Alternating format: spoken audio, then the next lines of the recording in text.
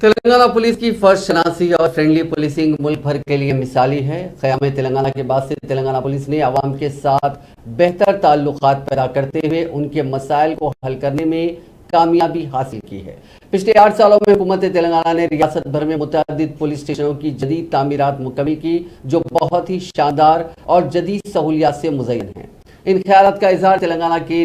وزیر داخلہ محمد محمود علی اور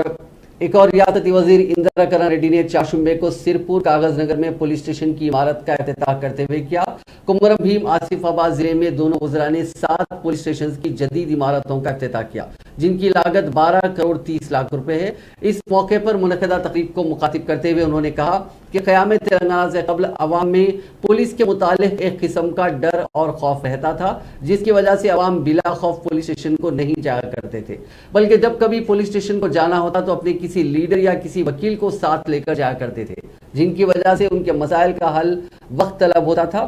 اس کے مقابل قیام تلنگانہ کے بعد وزیر اعلیٰ چندر شیکھر راؤ نے محکمہ پولیس کو اہمیت دیتے ہوئے اس میں کئی ایک اصلاحات لائیں، جس میں D G P doctor Mahender Reddy نے کافی تعاون کیا۔ وزیر موصوف نے کہا کہ وزیر اعلیٰ KCR نے محکمہ پولیس کو 700 کروڑ روپے کا بھاری بجٹ مہیا کیا، جس کی بدولت محکمہ پولیس میں جدید آلات سے لیس مختلف قسم کی گاڑیاں فراہم کی گئی۔ انہوں نے کہا کہ تلنگانہ پولیس نے پچھلے 8 سالوں میں بہترین کارکردگی سے ملک بھر میں تلنگانہ پولیس کا نام روشن کیا ہے۔